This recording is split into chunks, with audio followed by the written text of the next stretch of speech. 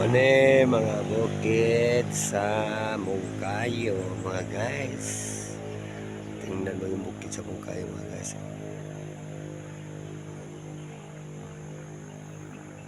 Maganda tingnan mga guys.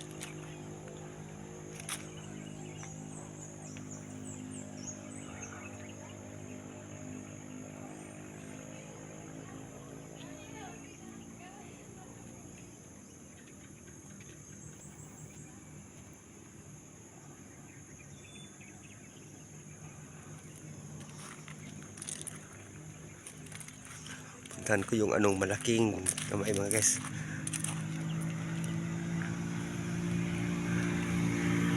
Alam nyo mga guys, ito, yung history sa kamay na to, yun ito, di ba? Mga daliri ito, yung mga malalaki.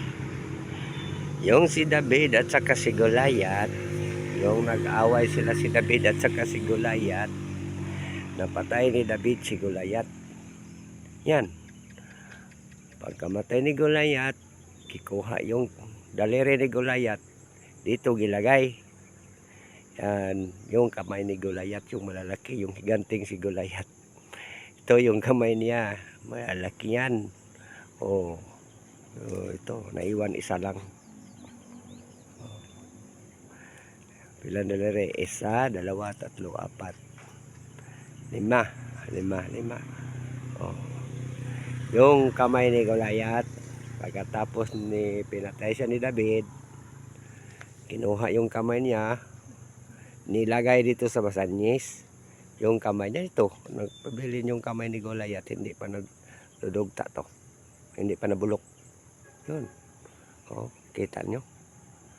To, yung kamay ni Goliath to. Yung higanting si Goliath. Pero si David, hanapin ko pa ito si David kung saan yun nilagay yung ano ni David, yung iyang labyog, yung nakapatay ni Goliath, yung nilagyan na ng bato.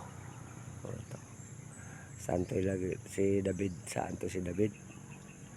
Hanapin pa ko to si David. Pero si Goliath, ito na ang kamay pa, isang kamay pa ni Goliath ang nakita. Ito, tingnan nyo, malaki. Oh, i-focus natin yon. Yung isang kamay niya, doon, malaki yun. Oh. Ito, malaki. Ito, yung mga daliri niya, tingnan nyo. Mga daliri ni Goliath. Ito, yung mga daliri ni Goliath. Yun ang history nila noon sa pag-aaway nila ni Goliath at si David. Pagkatapos pag napatay ni David si Goliath, kinuha yung kamay niya dito, ilagay sa basanyes. Ito, nakita dito sa basanyes. Puntahan nyo mga guys sa basanyes para makita yung kamay ni Goliath, ni higanting Goliath. Dito lang sa papunta kang Mungkayo, Union at saka papuntang Diwalwal, nakita nyo kamay ni higanting Goliath dito.